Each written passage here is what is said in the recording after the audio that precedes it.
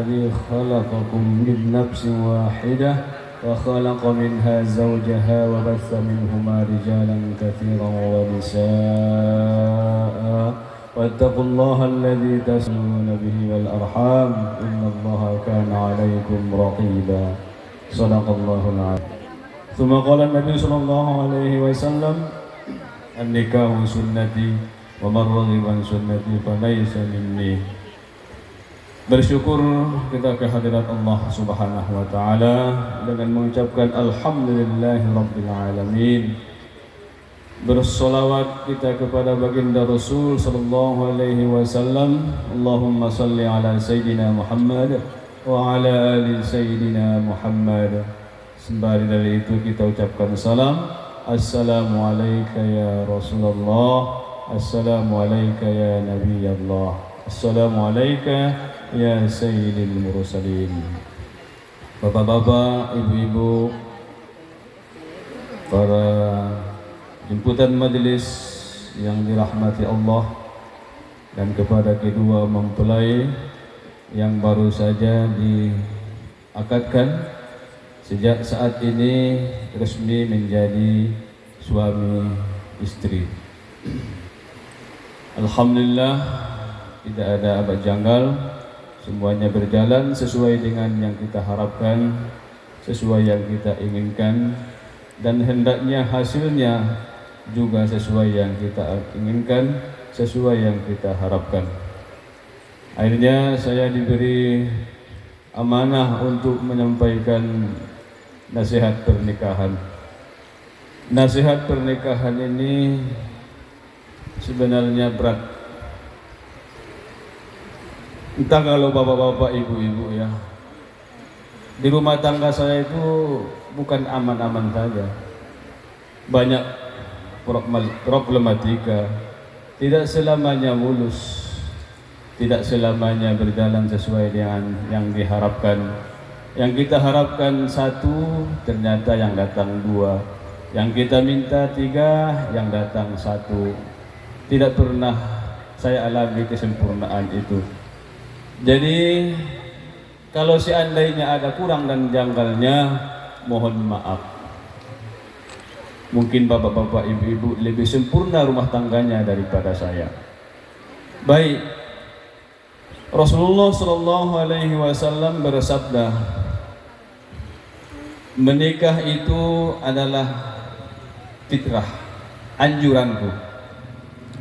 Ada seorang pemuda kaya ditanya oleh Rasulullah SAW, namanya lupa saya, barusan di sini lupanya. Tadi saya ingat, tekanan nengok bapak-bapak, ibu-ibu saya grogi nggak tahu, atau ada mempelai sini, Raja Sehari. Apakah engkau sudah menikah? Belum.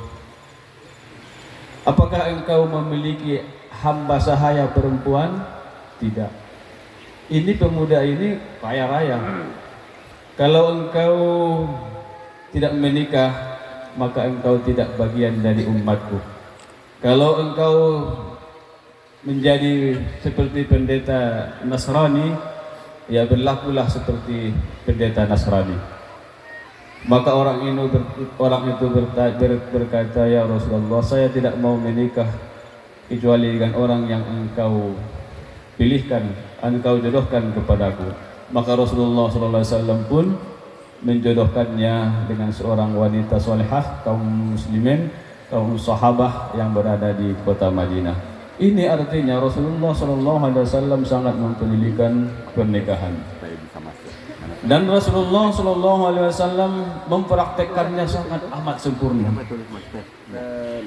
Istri baginda Rasulullah SAW itu tidak satu. Beliau meninggalkan 9 istri. Jadi ada 9 istri yang hidup bersama baginda Rasulullah SAW dalam satu waktu. Semuanya tidak pernah memberontak kepada baginda Rasulullah SAW. Dan Rasul itu tidak memiliki uang tunai, maksudnya tidak memiliki simpanan harta. Bukan berarti Rasulullah SAW itu orang miskin, tidak. Tapi Rasulullah SAW itu tidak mau menyimpan-nyimpan harta. Datang hari ini, langsung sedekahkan hari ini juga. Sebelum terbenam matahari, uang yang disimpan, uang yang datang, harta yang datang kepada baginda Rasulullah SAW langsung diinfakkan. Mohon maaf cakap, Rasulullah SAW meninggal dunia, meninggalkan makanan untuk Bunda Aisyah hanya cukup untuk setengah hari. Itulah harta yang ditinggalkan oleh baginda Rasulullah SAW kepada Bunda Aisyah dan juga istri-istri yang lain. Tidak meninggalkan harta dan segala macam. Ternyata ada satu hal yang diajarkan oleh baginda Rasulullah SAW agar supaya rumah tangga itu abadi dan terjaga dengan baik. Yang pertama yang disampaikan oleh baginda Rasulullah SAW adalah akhlak. Akmalul mu'minina imanan ahsanuhum khuluqah. Sebaik-baik iman orang beriman adalah orang yang paling baik budi pekertinya. Wa altafuhum bi ahli, dan lunak jenaka, bahasanya seperti itu ya, lunak jenaka terhadap keluarganya. Wa khairukum khairukum li ahli, dan sebaik-baik di antara kamu adalah orang yang paling baik terhadap keluarganya. Baik itu istri kepada suaminya, baik itu suami kepada istrinya, baik itu ayah kepada anak-anaknya, baik itu ibu kepada anak-anaknya. Ahsanuhum khuluqa, semuanya adalah berpotensi dan berpijak kepada akhlak yang baik. Wa altuquhum bi ahli, dan ria lunak jenaka kepada keluarganya. Kemudian Allah Subhanahu wa taala berfirman, wa alaihinna mithlu alladhi alaihinna bil ma'ruf, dalam surat Al-Baqarah. Dan terhadap istri itu ada hak yang seimbang sesuai dengan kewajibannya yang seimbang dan diberlakukan dengan patut. Apa hak suami kepada istrinya? Rasulullah SAW menggarisbawahinya, setidaknya ada beberapa hal yang harus disampaikan dan dilakukan oleh seorang suami. Hakul mar'ati ala zawjihi ala zawjatihi, hak seorang istri terhadap suaminya. Yang pertama, wa at'amahum, memberi makan, idza ta'ima, apabila engkau makan, memberi makan apabila engkau makan. Ini bahasanya, bahasa tersiratnya, memenuhi hak fisik istri. Kalau kita makan, ya istri harus makan, bahasanya seperti itu. Tetapi kadangkala tidak seperti itu, akhirnya terjadilah ketidakseimbangan dalam rumah tangga, sehingga istri mungkin curiga dan segala macam. Maka artinya suami harus terus terang dan tidak boleh bersembunyi-sembunyi. Yang kedua, waktasa idaktasa, dan memberi pakaian apabila engkau berpakaian. Memberi pakaian adalah hak seorang, kewajiban seorang suami. Pakaian yang dimaksud di sini bisa saja pakaian yang kita baju pakai seperti ini. Yang kedua bisa jadi pakaian itu adalah penutup aurat, penutup aurat istri kita. Jadi kadangkala suaminya kaya, tapi suaminya hanya sanggup membeli pakaian yang tidak jadi kepada istrinya. You can see, kepala terbuka, ketiak nampak, pakaian di atas lutut, padahal uangnya banyak.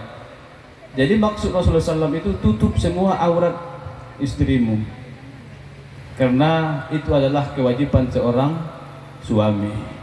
Artinya dalam kehidupan sehari-hari seorang suami juga berhak menegur istrinya kalau keluar dari rumah tidak memakai pakaian yang dibelikan oleh suaminya. tapi istrinya memakai pakaian yang tidak layak pakai, artinya tidak menutup aurat. Yang ketiga, wala tadribul wajah, jangan memukul wajah, jangan memukul muka.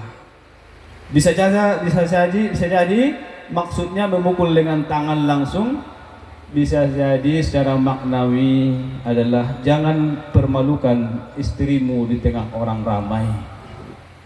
Mungkin kalau dipukul dengan tangan tidak seberapa sakitnya dibandingkan mempermalukan istri itu di depan keluarganya, di depan keluarga kita dan segala macam. Lebih sakit lagi pukulannya. Seorang suami harus sanggup menahan itu dan menutupi ini, tidak terbongkar kepada yang lain. Yang keberapa ya Bapak Ibu? Yang keempat, wala yuqabbih, jangan menjelek-jelekkannya. Ya, kadangkala kita lebih enak menceritakan keluarga kita ya, enak sekali. Tapi itulah godaan setan.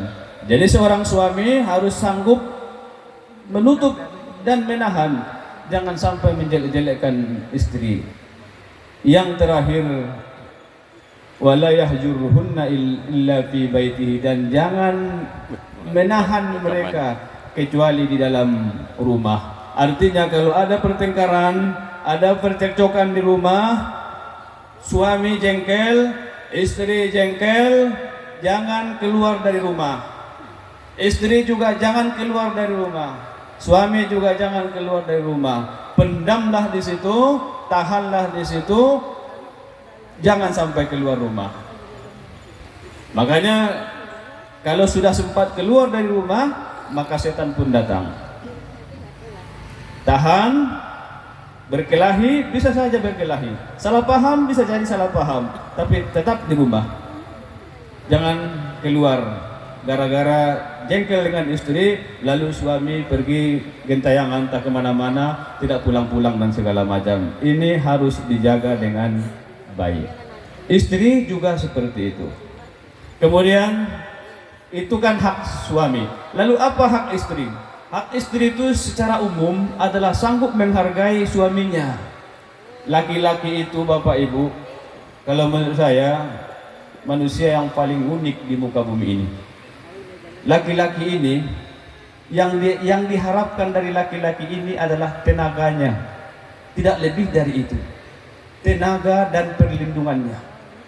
Kalau sudah tua bahkan tidak dipedulikan karena tenaganya nggak ada lagi. Jadi yang diharapkan dari suami, dari laki-laki itu adalah tenaga dan pengayoman dan perlindungannya. Ketika sudah tua, perlindungannya tidak kuat lagi, tangannya tidak kuat lagi, bahkan hilang, tidak lagi menjadi sebuah trending topik di dalam keluarga, hanya pelengkap saja. Maka seorang istri harus paham itu. Seorang suami yang dia butuhkan adalah pengakuan, yang dia butuhkan adalah penghargaan. Suami tidak butuh uang dari istri, tapi adalah ucapan terima kasih, ucapan syukur dan perlakuan syukur dari seorang istri. Ini secara garis bawah, secara garis besar.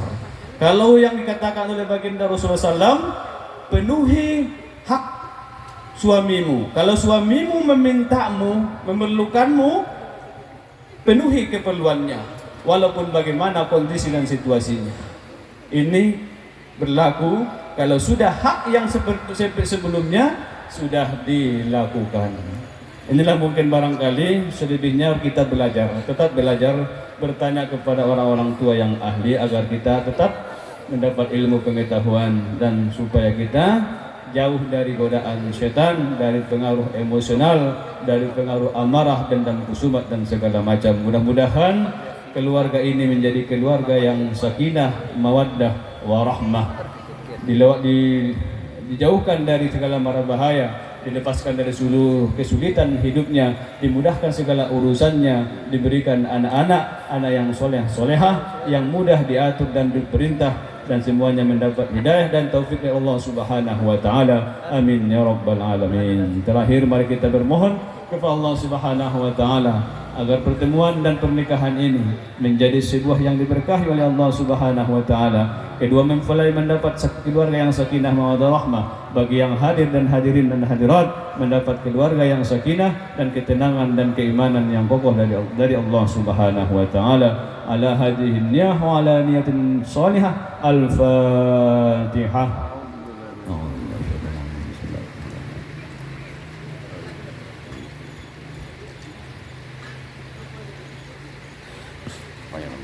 أعوذ بالله من الشيطان الرجيم. بسم الله الرحمن الرحيم. الحمد لله رب العالمين والصلاة والسلام على أشرف الأنبياء والمرسلين وعلى آله وصحبه أجمعين. اللهم صل على سيدنا محمد وعلى آل سيدنا محمد ابتغ رحمة الله عدد ما في علم الله صلاة وسلاما دائمين في دوام ملك الله. آمين. ربنا اغفر لنا ذنوبنا ولوالدينا وارحمهما كما ربيانا صغيرا ولجميع المسلمين والمسلمات برحمتك يا ارحم الراحمين. آمين. اللهم ألف بينهما كما ألفت بين آدم وهوى ويوسف والزليخاء ومحمدا وخالدا الكبرى. اللهم رزقهم رزقا حسنا طيبا مباركا فيه. اللهم طول عمرهما وصحح جسدهما وبارك لهما وجمع بينهما في خير. اللهم ارزقهما رزقا واسعا ولدا صالحا في الدنيا والآخرة برحمتك يا أرحم الراحمين. اللهم طول أمورهم وصحح جسادهم وثبت إيمانهم على بلائهم برحمتك يا أرحم الراحمين. اللهم اجعل جمعنا هذا جمعا مرحوما وتفرقنا من بعدها لا تفرقا مباركا معصوما. ربنا تقبل منا دعاءنا إنك أنت السميع العليم وتب علينا إنك أنت التواب الرحيم. اللهم إنا نسألك سلامة في الدين وعافية في الجسد وزيادة في العلم وبركة في الرزق وتوبة قبل الموت ورحمة عند الموت ومغفرة بعد الموت برحمتك يا أرحم الراحمين. ربنا آتنا في الدنيا حسنة وفي الآخرة حسنة وقنا عذاب النار. وصلى الله وسلم على سيدنا محمد النبي الأمي وعلى آله وصحبه أجمعين والحمد لله رب العالمين.